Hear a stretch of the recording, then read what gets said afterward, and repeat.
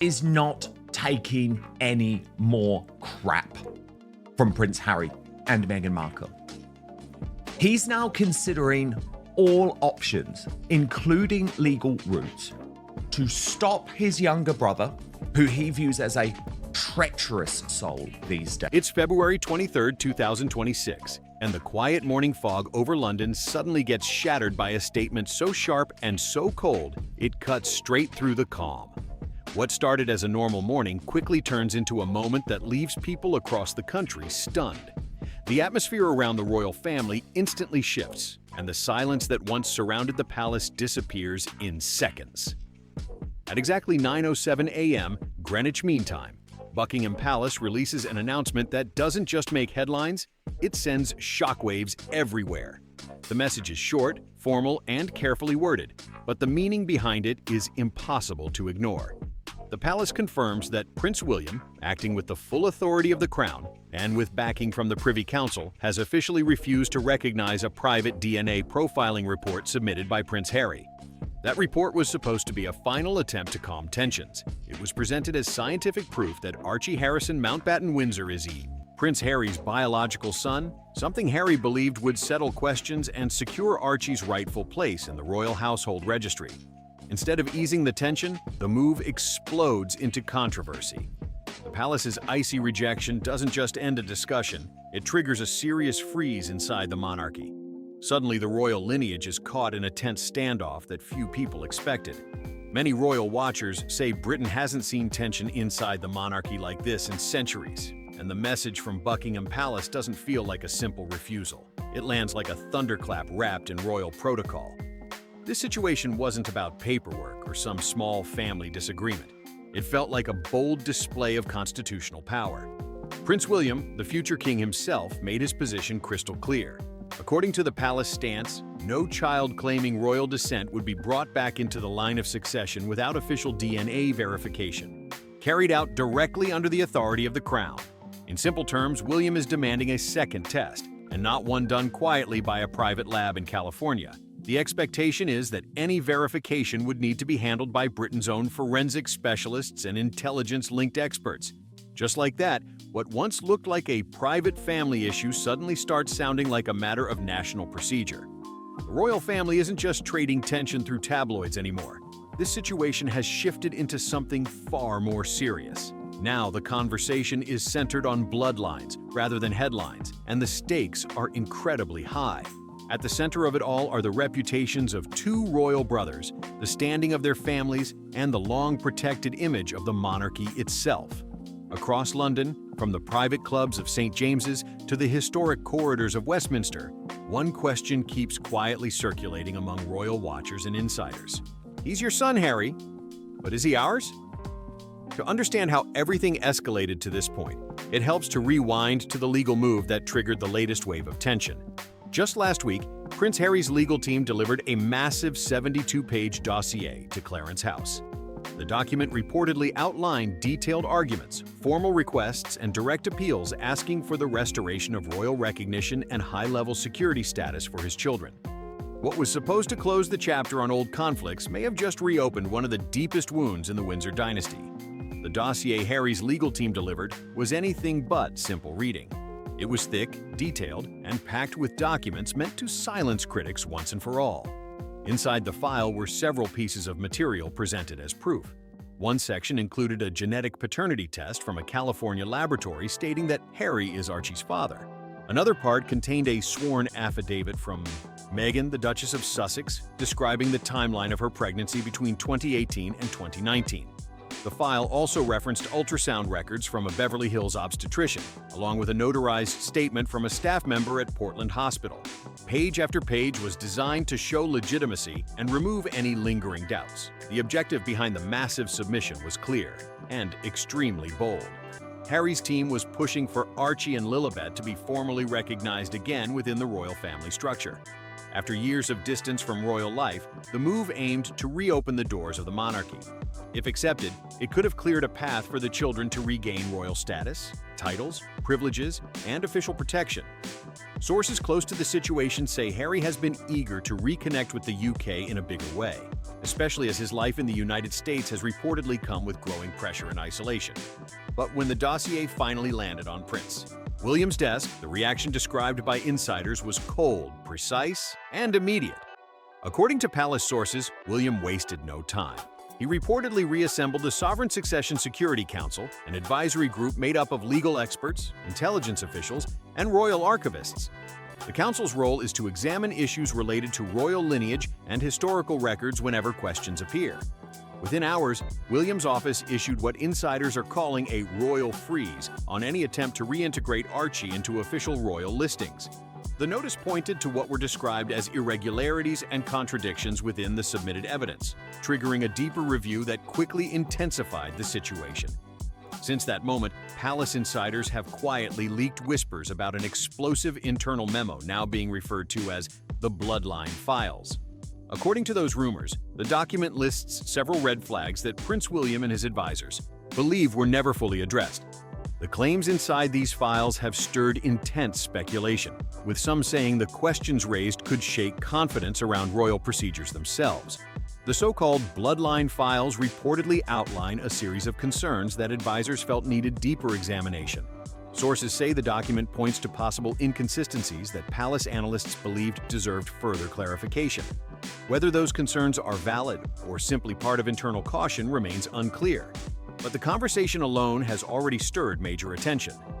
One of the first points reportedly mentioned focuses on visual analysis of Meghan's pregnancy appearances in early 2019. According to individuals familiar with the memo, palace media analysts reviewed numerous photographs taken during public events. Their attention centered on images captured on March 5, 2019, when Meghan attended 2 engagements in London on the same day. In photographs from the morning, appearance. Meghan's baby bump appeared full and low, consistent with what many would expect during the later stages of pregnancy. However, in images taken later that same day, observers claimed her midsection appeared higher and slightly different in shape, which sparked debate among analysts reviewing the photos. Some reports claim the internal team examined details like lighting, clothing folds, and camera angles. A technical review, described by insiders as a 3D image reconstruction using depth mapping tools, was allegedly used to study how shadows and fabric might have influenced what people were seeing in the photographs. According to those leaks, the analysts concluded that the images raised questions worth reviewing more carefully. Still, none of these claims have been confirmed publicly by the palace, and many experts note that photography, posture, and clothing can dramatically change how pregnancy appears in pictures. This development quickly reignited old suspicions, circulating among critics who had long questioned the timeline of the pregnancy. Some commentators even began speculating about the possibility of a prosthetic baby bump being used to disguise the timing of events. These claims remain unproven, but the rumors alone have added another dramatic layer to the ongoing debate surrounding the royal family. The second issue mentioned in the leaked files is described as equally serious: the lack of publicly confirmed medical verification tied to the royal household. Traditionally, major royal births have included documentation from physicians connected to the royal medical team. In the cases of Prince William and Princess Catherine's children, signed confirmations from royal doctors were formally recorded and widely reported. According to the claims circulating in the memo, similar documentation tied to Sir Marcus Setchell or other royal physicians was not publicly released for Archie's birth. Observers quickly pointed out that those same doctors had previously been involved with several royal deliveries, which has fueled further curiosity among royal watchers. Another point raised in the discussion centers on the absence of certain hospital records being publicly referenced in royal archives. Critics argue that without those details, the documentation trail looks different from previous royal births. Supporters of Harry and Meghan, however, say the couple chose a more private approach to protect their family's personal medical information. Inside royal protocol discussions, the debate has become intense. Some traditionalists argue that births connected to the line of succession historically involved clear oversight from royal-appointed officials. Others say modern privacy standards should allow royal parents to handle medical matters more independently. Then another twist enters the story: the birth certificate amendment. Archie's official certificate was reportedly updated weeks after its original release, a change that immediately caught the attention of royal commentators. According to reports, Prince William privately described the alteration as unusual and said the circumstances behind it were never clearly explained. The alteration reportedly replaced Rachel Meghan Markle with the title Her Royal Highness the Duchess of Sussex in the section listing the mother's name on Archie's birth certificate. At the time, Meghan's representatives stated that the change was made after a request from palace officials. However, aides connected to Prince William later pushed back, pointing out that Catherine's full legal name appears unchanged on the birth certificates of all three of her children. On the surface, that detail might look minor, but for those closely reviewing royal documentation, it immediately raised questions. Investigators examining the records reportedly viewed the change as unusual because royal birth certificates typically follow consistent formatting. Once that difference was noticed, every small detail connected to the paperwork started receiving intense scrutiny. Yet the most surprising claim connected to the so-called bloodline files didn't involve doctors or palace staff at all. According to leaked discussions, the most dramatic point supposedly came from a financial review. Reports claim that analysts reviewing certain records discovered a transaction dated May 1, 2019, just 5 days before the palace publicly announced Archie's birth. Sources describing the alleged audit say investigators considered the timing unusual, and the discovery quickly added another layer of speculation to an already heated royal debate. According to the leaked claims, investigators reviewing financial activity noticed a wire transfer of $499 linked to an account identified as RQLLLC. The payment was reportedly sent to a reproductive medical center located near Tijuana in Baja California, a clinic that some sources say is known for providing highly private fertility and surrogacy services for international clients. The discovery quickly caught attention among those examining the records. What really intensified the speculation were details allegedly attached to the transaction. Reports claim the payment included encrypted notes referencing a confidentiality agreement, often called an NDA. That small detail reportedly raised immediate questions among analysts reviewing the information, since NDAs are commonly used in medical or legal arrangements that require strict privacy. Inside palace circles, the possibility mentioned in the memo reportedly triggered serious discussion. Some investigators allegedly wondered whether the transaction might be connected to a confidential gestational arrangement, though no verified evidence has publicly confirmed such a scenario. If such a situation were ever proven, commentators say it could raise complicated legal questions under traditional interpretations of the monarchy's born of the body principle, a historical rule dating back centuries that has influenced how succession rights were interpreted in the past. However, legal experts also note that modern royal practices and laws are far more complex than those old traditions alone. The controversy didn't stop there. Even the DNA test presented as proof quickly became part of the debate. The analysis was reportedly conducted by Horizon Gene Diagnostics, a private genetic testing laboratory based in Santa Barbara, California. Sources connected to Prince William's advisors reportedly questioned parts of the testing process, raising concerns about how the samples were delivered and handled. According to those claims, the samples were said to have been hand-delivered by a private courier, rather than transferred through a neutral medical chain of custody, which critics argue could raise procedural questions about verification standards. According to the claims circulating among insiders, the DNA samples were reportedly delivered by Meghan's former chief of staff rather than moving through a strictly controlled, tamper-proof medical chain of custody. That detail alone raised questions among those reviewing the process.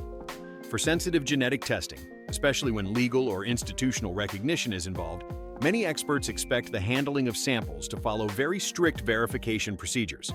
The situation reportedly became even more complicated when analysts looked into the laboratory itself. Horizon Gene Diagnostics, the California facility said to have conducted the test, was reportedly not accredited by the Royal College of Pathologists in the United Kingdom.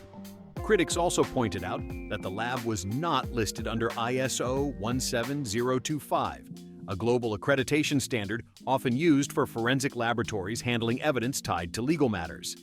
Inside palace discussions, some advisors reportedly argued that the lack of those certifications could raise doubts about whether the results would meet the level of verification expected for royal documentation. In their view, the process appeared unusual and possibly designed more for presentation than for formal institutional review. Another detail that quickly drew attention involved Douglas Hall, an attorney based in Oregon who specializes in parental rights and family law disputes.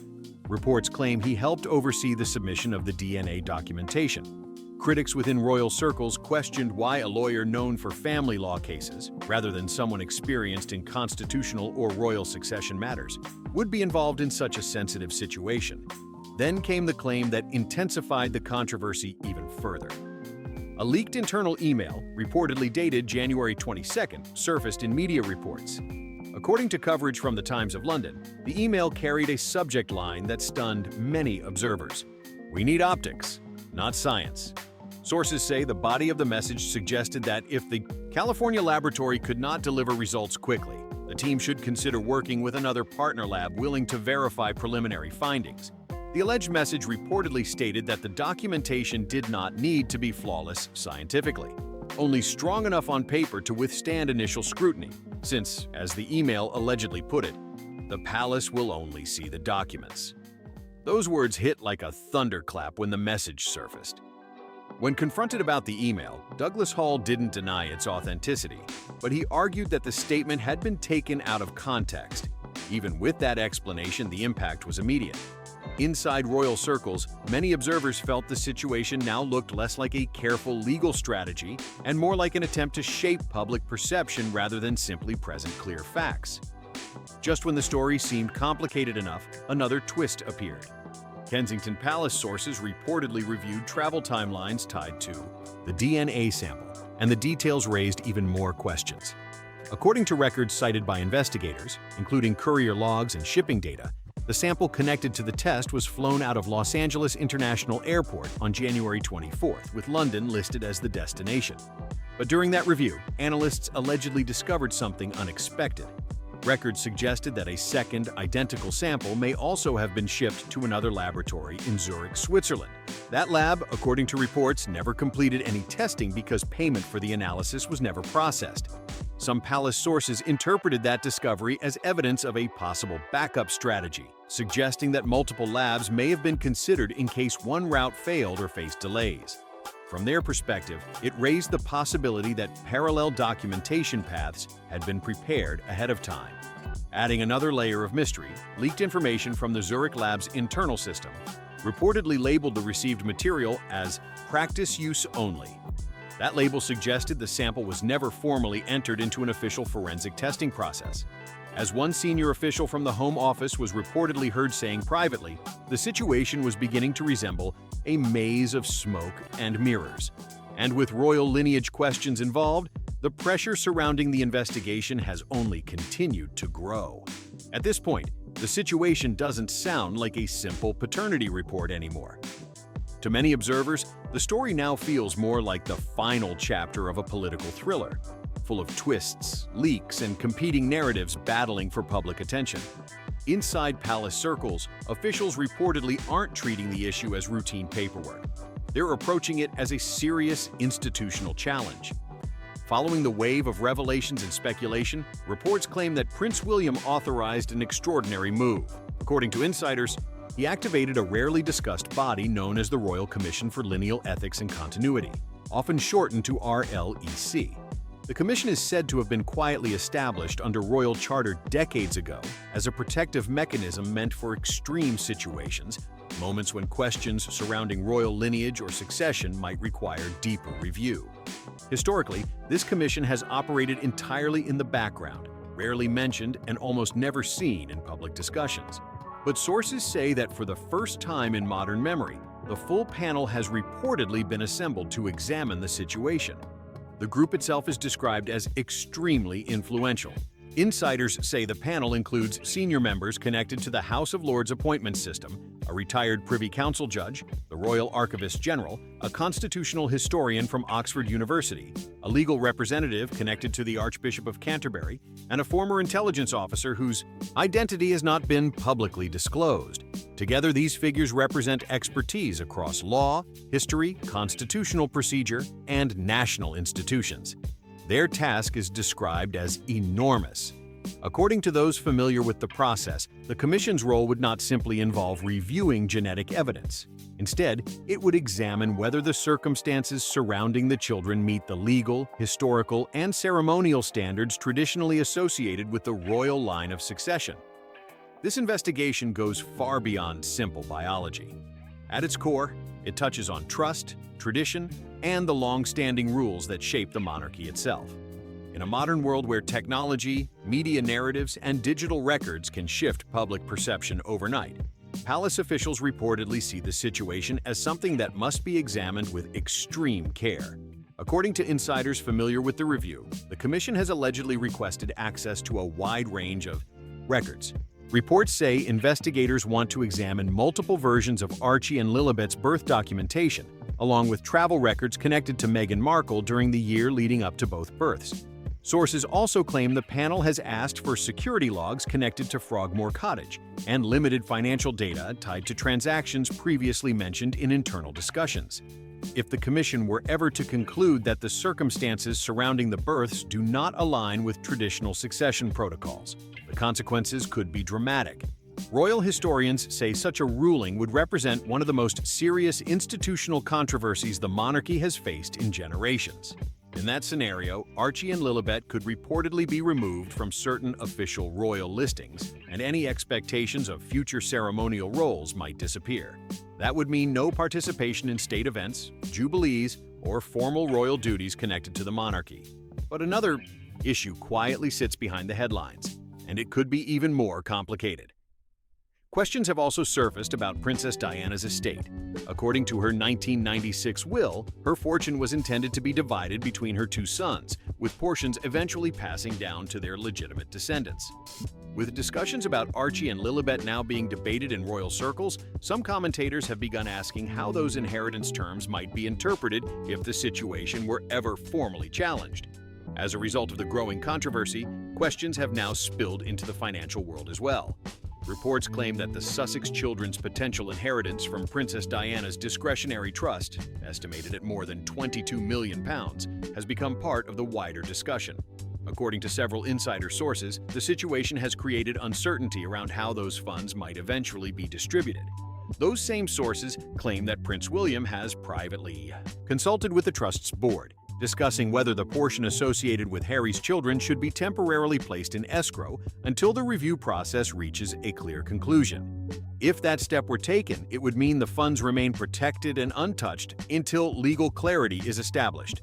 Such a move could limit immediate access to the money, which some commentators say might create additional pressure for Prince Harry. Rumors in royal circles suggest Harry has been counting on the trust to help secure his children's financial future, particularly after the reported difficulties surrounding ventures tied to the RQL brand. Behind closed doors, the situation has reportedly become emotional. Sources claim Harry has described the idea of freezing the funds as a deep personal betrayal, not only toward him, but toward the memory of his mother. According to one account shared with journalists, Harry told a friend that Princess Diana would never have allowed institutional suspicion to overshadow her love for her grandchildren, adding that she believed in people rather than paperwork. Those remarks have quickly spread through media outlets and palace discussions alike. Yet advisors connected to the royal establishment insist the matter is not about feelings. From their perspective, the trustees of Diana's estate have a legal obligation to protect the integrity of the trust. As one official reportedly explained, the responsibility of the trustees is to ensure that the inheritance ultimately reaches properly verified heirs. For now, insiders say the proposed financial freeze remains under consideration, tightening the pressure around Harry as the palace continues pushing for full cooperation with a detailed forensic review of the situation.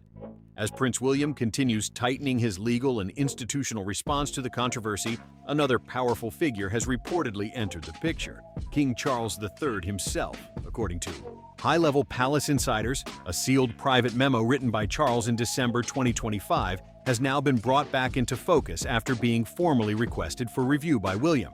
The document remains classified, and its full contents have not been publicly released.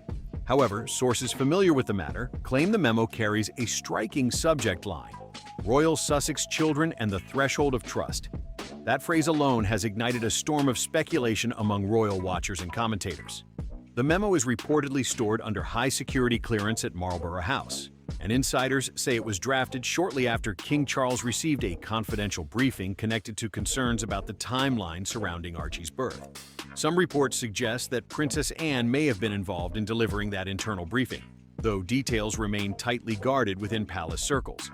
Those close to the situation hint that the memo may outline Charles's early thinking on how the monarchy should handle questions about royal succession and verification procedures in the modern era. According to speculation from insiders, the document could discuss whether stricter confirmation standards should apply before hereditary recognition is granted. If those claims are accurate, it would represent one of the firmest institutional positions taken by the monarchy in recent decades. Sources say Charles faced a deeply personal dilemma at the time, balancing the natural affection of a grandfather with the heavy constitutional responsibility of a reigning monarch. In the end, insiders say King Charles reportedly stepped back and allowed Prince William to take the lead, signaling confidence in his son's judgment when it comes to handling sensitive royal matters. To many observers, that move looked like more than simple support. It suggested a quiet shift in how difficult family issues inside the monarchy are being managed. The message coming from palace circles seemed clear. The era of quiet flexibility may be giving way to a more structured and disciplined approach when questions involving the royal institution arise. But the Sussex camp didn't remain silent for long. On February 12th at 8 a.m., Meghan Markle's legal team reportedly launched a strong response by filing a preemptive countermotion in the High Court of Justice.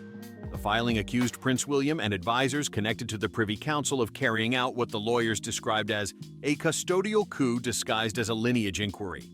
The language in the document immediately grabbed attention across legal and media circles.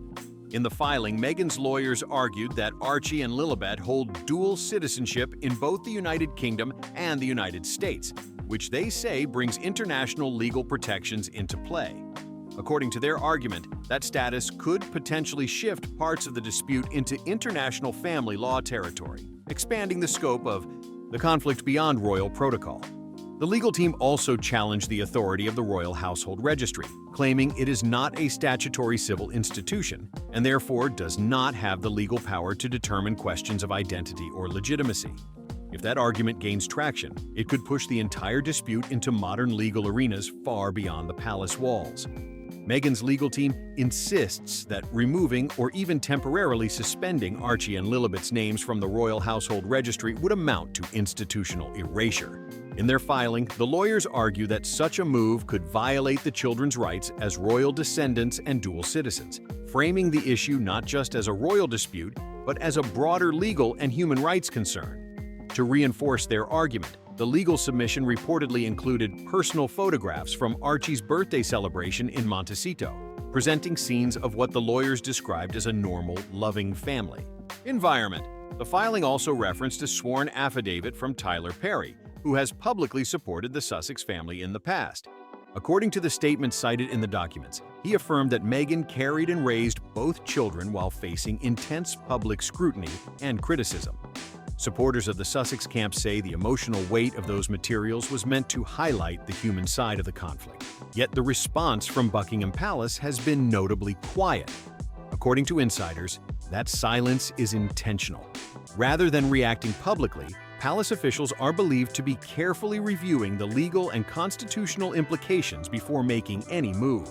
Behind the scenes, the royal divide is reportedly becoming harder to ignore. Sources claim Princess Anne strongly supports Prince William's firm position, even suggesting the possibility of an independent royal medical tribunal to settle the issue definitively.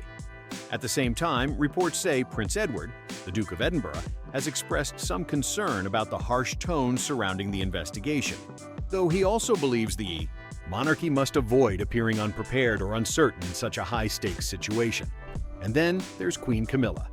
While she has remained silent in public, insiders claim that behind closed palace doors, she reportedly made a firm remark. The crown must stand taller than its scandal. That single line has quietly circulated through royal circles, hinting at how seriously the institution views the crisis. As for Prince Harry, sources describe him as both furious and deeply hurt.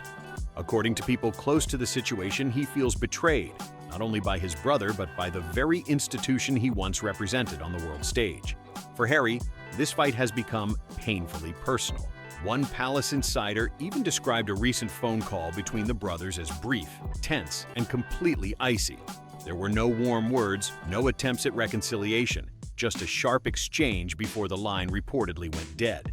That moment, according to insiders, symbolized how far the relationship has deteriorated. What started as a dispute over documentation has now spiraled into something far larger, a constitutional and emotional crisis shaking the royal family at its foundations.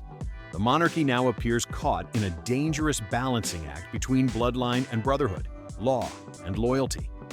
Behind the towering gates of Buckingham Palace and deep within the secure review chambers of the Royal Commission, a critical decision is quietly taking shape.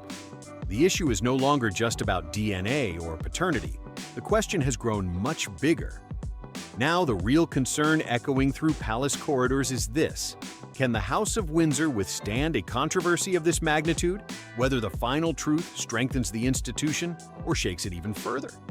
As of February 13, 2026, the final commission report, compiled after nearly a week of intense review involving birth records, financial data, and confidential testimony, is reportedly being examined by a small group of senior figures: Prince William, Princess Anne, and the Lord High Chancellor of Great Britain. Their final verdict could shape far more than the fate of two children. It could influence the credibility and stability of the crown itself. Inside royal circles, the tension surrounding the decision is said to be intense, with everyone aware that whatever comes next will echo far beyond palace walls. Meanwhile, Meghan Markle, who has remained largely silent during most of the investigation, is reportedly preparing to step forward in a dramatic way. According to sources close to her legal team, Meghan has recorded a powerful on-camera statement that may be released shortly after the commission's verdict becomes public. The interview, reportedly filmed just 2 nights ago at her Montecito estate, is described by insiders as deeply emotional and personal.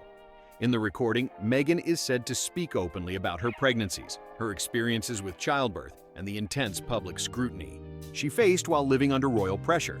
Sources claim her message directly challenges the institution itself. In the interview, she reportedly accuses the royal establishment of misogyny, class bias, and institutional gatekeeping, arguing that the treatment she received reflects deeper systemic problems within the monarchy.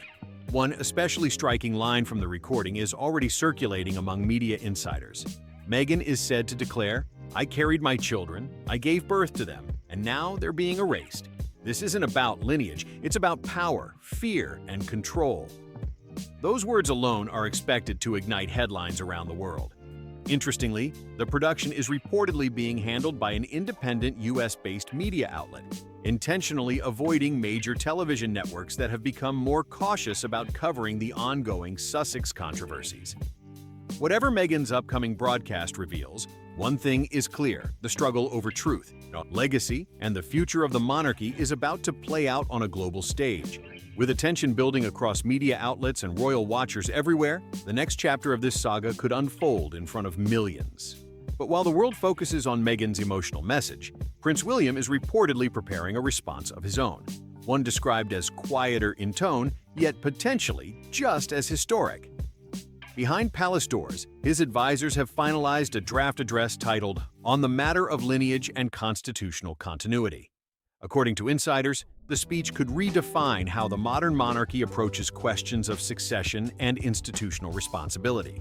Sources claim the statement is expected to be released within 24 hours of the commission's final verdict, marking what some palace figures are already calling a moment of royal reckoning not seen in decades. The message has reportedly been reviewed and approved in principle by King Charles III, giving it even greater constitutional weight.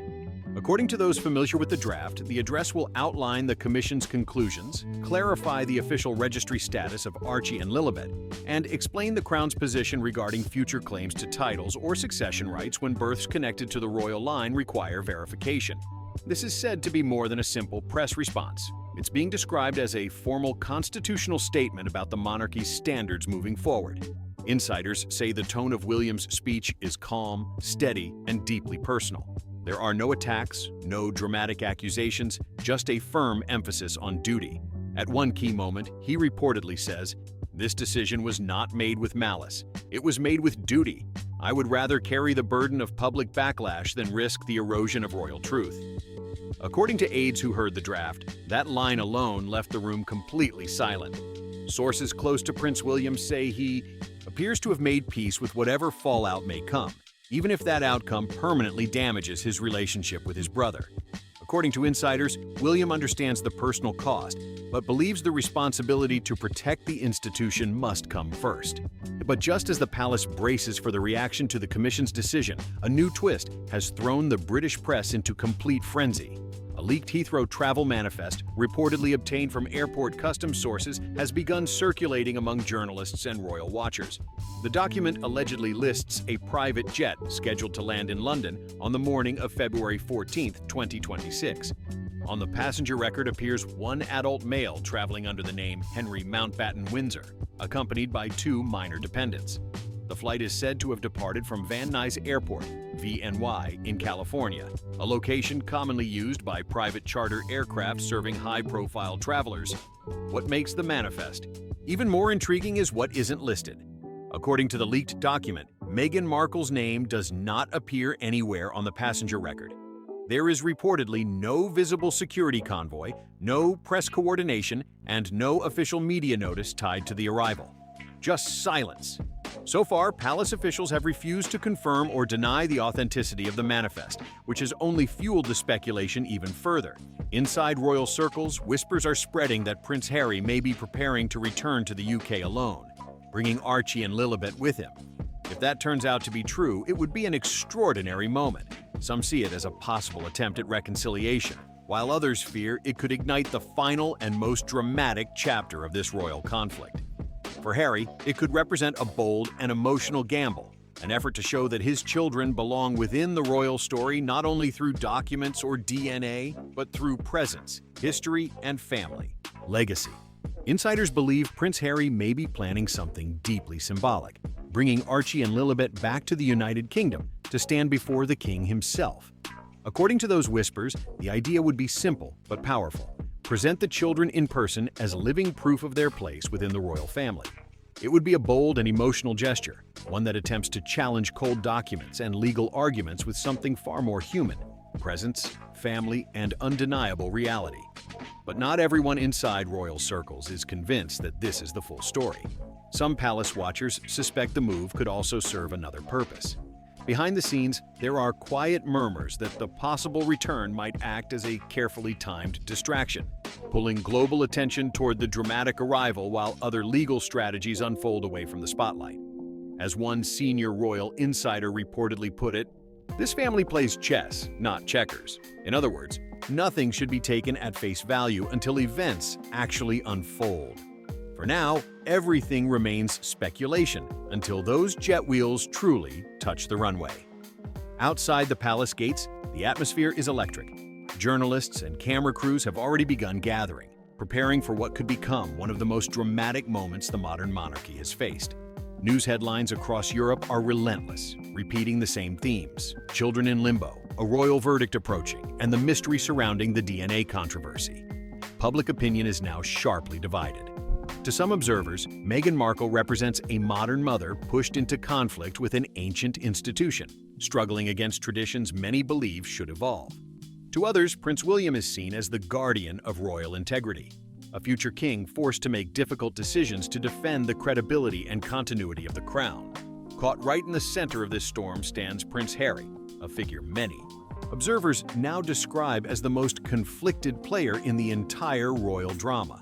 He's a man pulled in opposite directions by love, loyalty, and legacy, fighting a battle that pits him directly against his own brother, a future king who holds the full weight of royal authority behind him.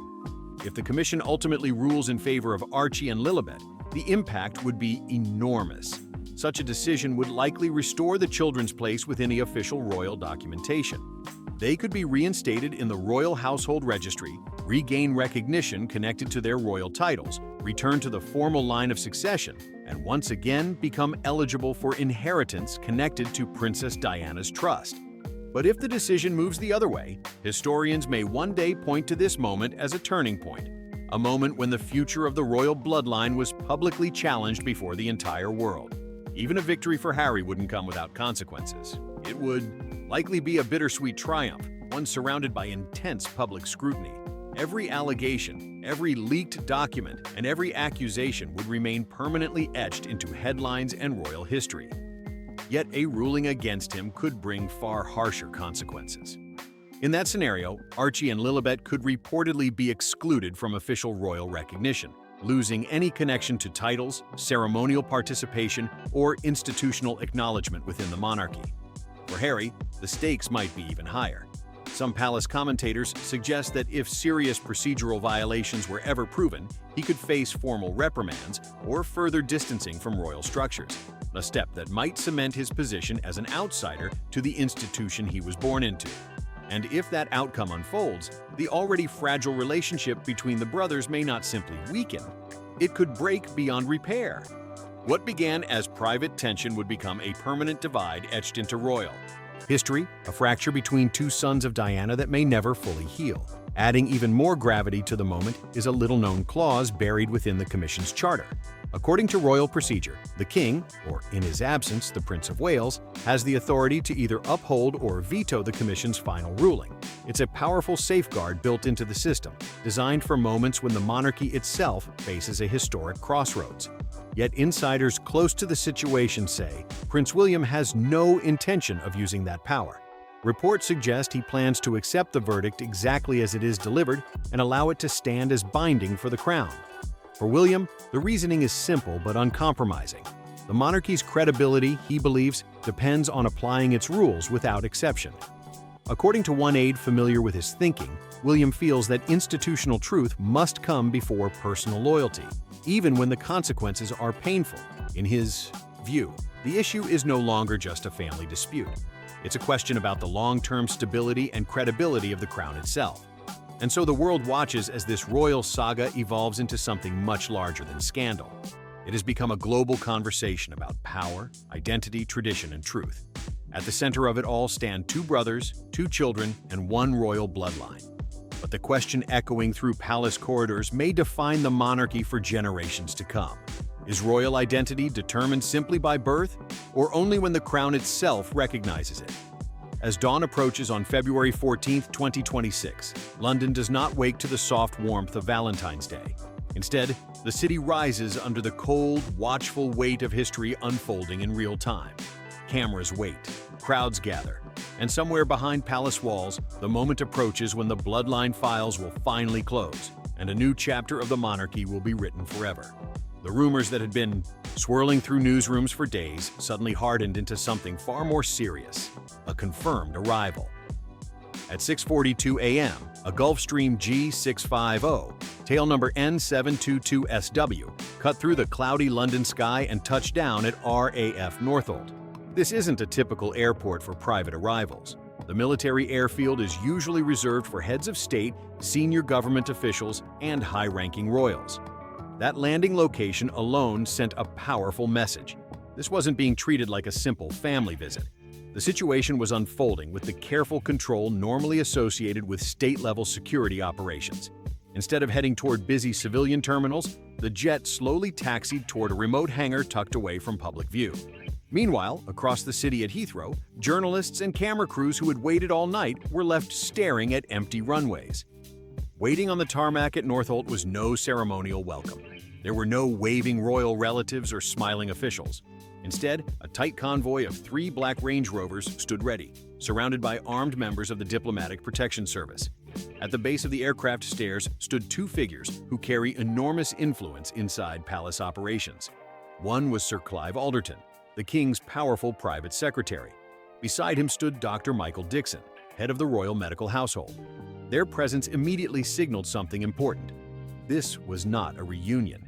This was a verification mission. When the aircraft door finally opened, the silence on the tarmac seemed to grow even heavier. Prince Harry stepped out first. His posture looked tired, his face drawn and unshaven. He wore a wrinkled gray suit that hung loosely from his shoulders, giving the impression of a man carrying the weight of something far bigger than a simple visit back home. He looked like a man carrying the crushing weight of a fractured dynasty on his shoulders. Then came the moment that made everyone on the tarmac freeze. Prince Harry turned back toward the cabin door and extended his hand. From the shadowed interior of the aircraft, 2 small figures slowly appeared. For the first time in years, Archie and Lilibet stepped into public view, not as distant photographs online or brief glimpses in documentaries, but as real children standing on the steps of the jet. They looked wide-eyed and slightly overwhelmed, gripping their father's hands as they carefully made their way down toward the runway. The atmosphere was almost surreal. No photographers shouting, no flashing cameras, no cheering crowd, just the distant hum of jet engines and the cold London wind cutting across the quiet air. In that moment, what had once been whispered rumors and hidden family tensions suddenly felt very real. The royal drama that had unfolded behind palace walls was now standing on the runway in plain sight. Harry blinked against the pale gray morning light as he guided the children forward. The scene carried an unmistakable tension. The Crown and its most painful questions were about to confront each other directly. There was no nanny. There was no Meghan. Prince Harry had arrived alone with his two children, making what many observers would describe as a bold and emotional gamble, to prove, through presence rather than paperwork, that his children belonged to the royal story. This wasn't a homecoming. It was a test, a reckoning, and perhaps Harry's final attempt to silence years of speculation. And when the black convoy finally pulled away from the runway, it didn't head toward Windsor Castle or Buckingham Palace as many had expected. Instead, under a tight police escort, the convoy sped through the quiet early morning streets of London toward King Edward VII's Hospital in central London. The destination surprised many observers. Overnight, an entire top floor of the facility had reportedly been sealed off and placed under strict security. The hospital had become the temporary headquarters for what insiders were calling the Independent Medical Tribunal, an extraordinary process ordered directly under the authority of the Royal Commission reviewing the case. The procedures were designed to leave no room for dispute. According to sources familiar with the plan, new DNA samples would be collected by Crown-appointed genetic specialists, with the process observed by a High Court judge to ensure full legal transparency. The analysis itself would then be handled by a forensic laboratory connected to the Ministry of Defense. There would be no private laboratories, no outside intermediaries, and no unofficial testing channels. Everything would take place under controlled, state-level conditions with strict oversight from royal and legal authorities. This was exactly the kind of verification Prince William had reportedly demanded from the very beginning. And now, after months of escalating tension, Prince Harry had agreed to those terms. Conditions some insiders described as difficult but unavoidable. Friends close to Harry say he accepted the process because he believed scientific proof would finally settle the controversy. In his view, the results could clear his children's names and put an end to the speculation surrounding the so-called bloodline files. But just as the testing process began inside the hospital, another storm erupted, this time from across the Atlantic. While Harry and the children were being kept inside the secured medical wing, Meghan Markle's long-anticipated video suddenly appeared online. At exactly 9 a.m. London time, a video titled The Erasure was uploaded to a newly created, unbranded YouTube channel, and within minutes, it began spreading across the internet like wildfire. The video's thumbnail was striking and impossible to ignore. Meghan sat alone in a stark white room, dressed in deep black, looking directly into the camera. There were no studio lights, no polished royal backdrop, and no glossy production effects. Just a quiet, controlled frame built around raw emotion. From the first moment, it was clear she wasn't speaking as a royal figure. Meghan spoke as a mother. There were no titles mentioned, no ceremonial language, no palace-style formality. Her voice carried a mix of heartbreak and determination as she began addressing the controversy surrounding her children. At one point, she delivered a line that quickly spread across social media and news outlets. Looking straight into the lens, she said, "They asked for my blood." Then, after a long pause, she added quietly, "And now they ask for the blood of my children to prove they belong." The tone of the message grew firmer as the video continued. Meghan argued that the situation had gone far beyond royal protocol.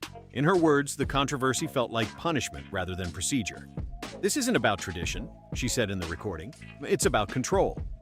Throughout the video, Meghan described what she called deeply intrusive demands placed on her family during the investigation. She framed the DNA verification process as something that felt humiliating and deeply personal, arguing that the scrutiny surrounding her children crossed into territory she believed was unfair and harmful. She also criticized the structure of the monarchy itself, claiming that the situation reflected what she described as outdated ideas about lineage and belonging. At one point, she accused Prince William and palace authorities of driving what she called a modern version of a genetic witch hunt. Within minutes of its release, the video began circulating worldwide, igniting fierce debate across media, politics, and royal circles. Then, Meghan leaned closer toward the camera, her gaze steady and unblinking. In a calm but cutting voice, she said, "They want to tell you that my children aren't real, but the only thing that isn't real is their humanity." The moment spread across the internet almost instantly. Within 1 hour, the erasure had already surpassed 10 million views. Social media erupted with reactions. Hashtags such as #LetThemBeRoyal and #StopTheErasure surged to the top of global trends as supporters rallied behind Meghan's message. The video was clearly designed as a powerful counterattack, an emotional appeal aimed directly at the court of public opinion. Meghan's strategy was obvious: frame the controversy not as a technical investigation, but as a human story about a mother defending her children. And online, the tactic worked. Conversations shifted rapidly, splitting audiences between outrage, sympathy, skepticism, and disbelief.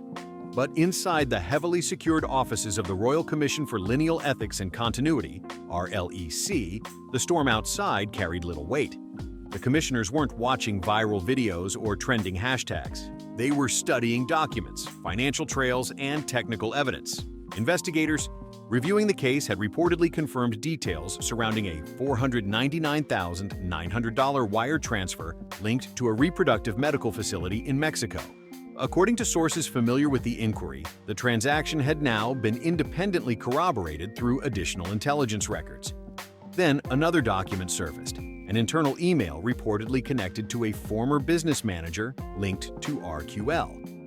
The message raised concerns about how certain payments connected to Force Biomed had been structured, suggesting the financial records might not have been as straightforward as they initially appeared.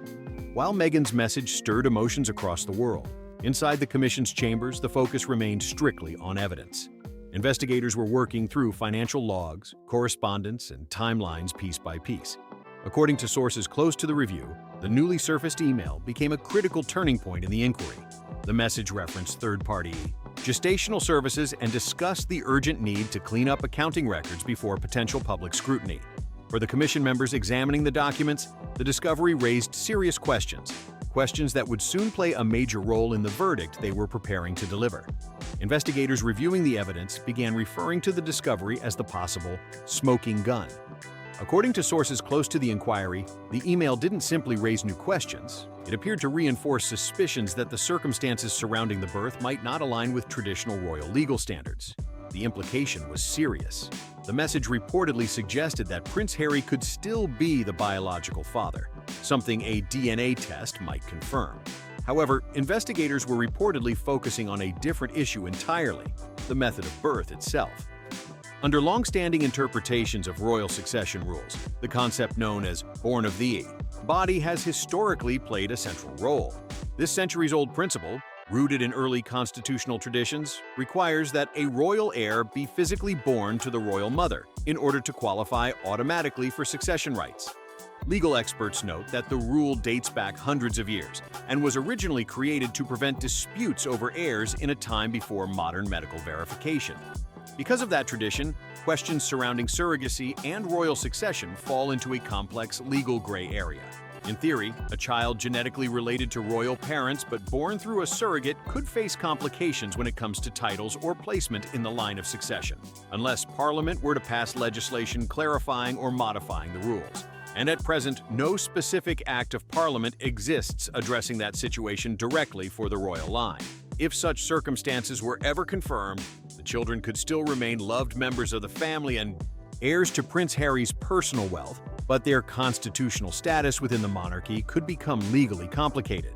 Inside the investigation, this technical question had suddenly become the central issue.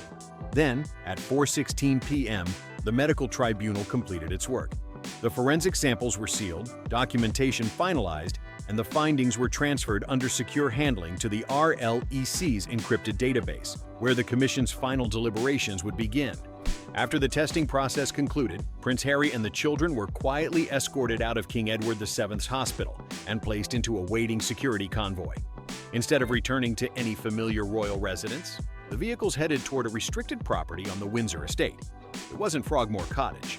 That residence had reportedly been vacated months earlier and remained closed. Instead, the convoy arrived at a smaller guest lodge, a discreet building normally used by royal protection.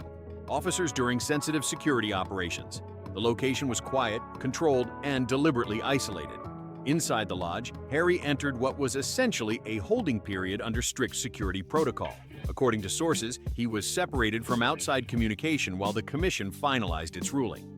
Even his phone was reportedly collected as part of standard procedures designed to prevent leaks during high-level reviews. With the world outside erupting in speculation, Harry was left waiting in silence. Inside the small lodge, the hours passed slowly. His children slept in the next room, while the fate of their future titles, and their place within royal history, was being debated elsewhere. Observers say the moment carried a strange contrast. On the surface, Harry tried to keep the atmosphere normal for Archie and Lilibet. He played games with them, told stories, and forced light-hearted smiles, attempting to shield them from the storm building beyond the walls. But beneath that calm, the tension was unmistakable. Harry understood that somewhere within the palace system, powerful figures were reviewing the evidence and preparing a decision that could shape his family's future forever. The same institution he had once served now held the authority to determine how history would remember his children. Then, at 6:18 p.m., the verdict finally arrived. The Royal Commission for Lineal Ethics and Continuity, RLEC, had completed its investigation. The findings were delivered simultaneously to Prince William and King Charles, sealed inside a red leather report embossed with the royal seal, a document carrying the weight of centuries of royal law and tradition. The report carried a title as stark as it was final: Final Findings on the Lineal Status of the Sussex Issue. Inside those pages was a conclusion that would shake the royal family to its core. According to the document, the DNA analysis conducted by the Ministry of Defense's Forensic Laboratory confirmed that Prince Harry is the biological father of both children. On the surface, that discovery might have seemed like the moment Harry had been fighting for. But the Commission's next conclusion changed everything. Investigators stated that they had found insufficient documentation to verify that the births followed the formal royal procedures historically associated with succession. The report referenced traditional requirements tied to constitutional documents such as the Bill of Rights, 1689, and later royal protocols connected to the 1917 letters patent. The findings outlined several issues that investigators believed complicated the verification process. Among them were the absence of signatures from royal-appointed physicians, discrepancies connected to the birth certificate records, and financial transactions that investigators linked to gestational medical services overseas. Taken together, the commission concluded that while the children were clearly real and biologically connected to Prince Harry, the available evidence did not confirm that the births met the historical born-of-the-body standard traditionally associated with royal succession law. The ruling was careful with its language.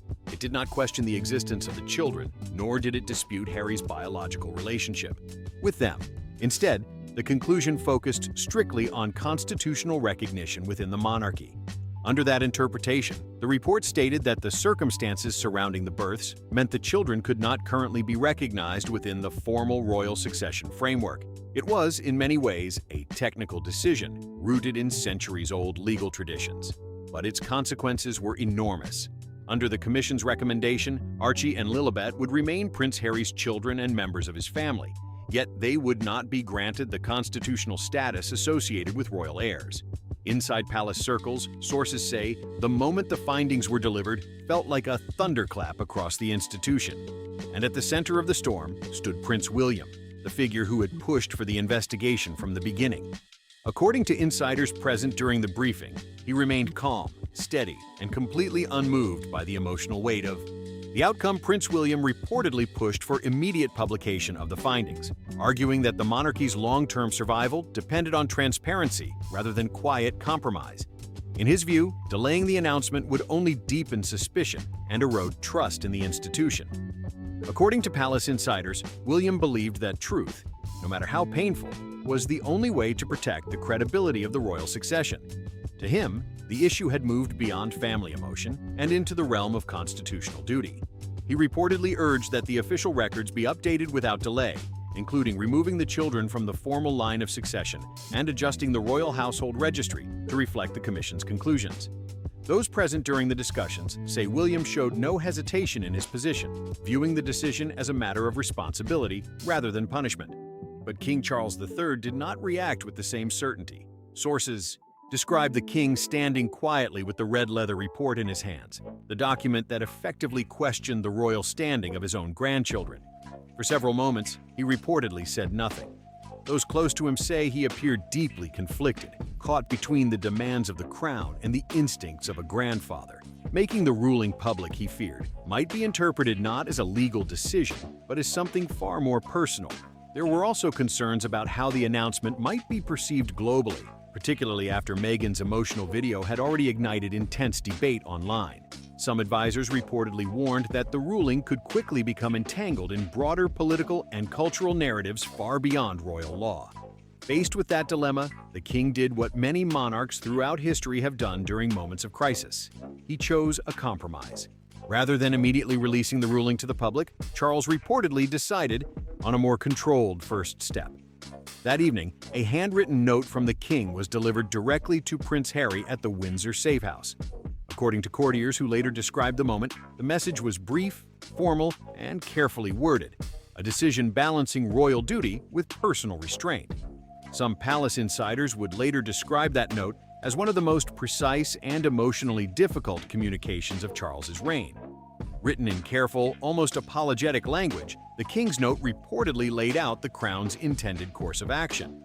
According to those familiar with the message, the palace would not publicly confirm the allegations surrounding surrogacy, nor would the controversial bloodline files be released to the press. Instead, the monarchy planned to issue a letters patent of abeyance, a rare form of royal decree that would place the children's royal status into suspension rather than cancel it outright. Under the proposed document, the titles of Prince and Princess for Archie and Lilibet would be placed in abeyance, meaning they would not be formally used or recognized while the constitutional questions remained unresolved. At the same time, the decree would state that the children were to be temporarily removed from the active line of succession until the legal requirements tied to royal succession could be fully satisfied. Privately, some palace figures acknowledged that those requirements might be difficult, perhaps even impossible, to resolve under existing constitutional tradition. In effect, the measure created a delicate balance. Publicly, the children would not be declared illegitimate or rejected by the family, but their official royal standing would remain indefinitely paused. Observers inside royal circles later described the move as a form of quiet institutional distancing, carried out through the careful language of royal protocol rather than a direct public confrontation. The note also informed Prince Harry that he was free to remain in the United Kingdom with his children, though they would be recognized only as private individuals rather than working royals. According to the proposal, there would be no HRH titles, no automatic royal security protection, and no access to trust structures reserved for heirs formally recognized within the line of succession. On paper, the decision appeared measured and restrained. In practice, many insiders understood it as a turning point that would permanently reshape the children's place within the royal institution. The choice presented to him was stark and unavoidable. Prince Harry could raise Archie and Lilibet quietly in Britain, living as private citizens under the discreet protection of royal arrangements. Or he could return to America, where the children would exist publicly without royal titles, without formal status, and without any constitutional place within the monarchy. In the eyes of many palace insiders, it was a strategic endgame. According to sources familiar with the atmosphere inside the Windsor Guest Lodge, Harry's reaction was described as one of deep emotional exhaustion. He had traveled across an ocean believing that direct proof, science, presence, and truth would settle the debate surrounding his children. Instead, he had discovered something far colder. For the monarchy, the issue had never been purely about biology. It was about procedure, documentation, and constitutional law. The DNA findings confirmed his relationship to the children, but the ruling itself rested on legal definitions built into centuries of royal tradition. In that moment, Harry reportedly realized something difficult. The conflict had never been fought on emotional ground. It had been fought within a system of rules designed to protect the institution at all costs. From the palace perspective, Prince William's actions were not framed as personal hostility, but as strict enforcement of constitutional precedent. Harry, driven by family loyalty and emotion, had entered what was essentially a legal battlefield, and the monarchy had answered with the precision of a system that had been refined over centuries. That evening, February 14th, the Windsor Lodge was quiet. Harry sat alone in the small living room while his children slept in the next room. The air felt heavy with the silence that follows the end of a long struggle. In one hand, he held his father's letter, the document outlining the future the crown was prepared to allow. In the other rested his wedding ring, cool and weightless against his palm. And deep down, he already knew something else. Meghan would never accept the compromise of a private life in silence. For Harry, the choice carried consequences far beyond royal protocol. Accepting the king's terms would mean raising his children quietly in Britain and as private citizens, far from the titles and recognition that had once seemed guaranteed. Refusing the compromise, however, could push the divide with the monarchy even deeper, possibly closing the door on any remaining connection to the institution he had been born into. Either path came with its own form of loss. In that moment, the long battle surrounding the so-called bloodline files revealed a difficult truth. Sometimes facts alone cannot overcome systems built on centuries of tradition. For the monarchy, the ruling had never been framed as a personal judgment, but as the enforcement of rules designed to protect the structure of succession. Standing near Windsor that cold February night, Harry reportedly looked out toward the illuminated walls of the castle that had defined his life for decades.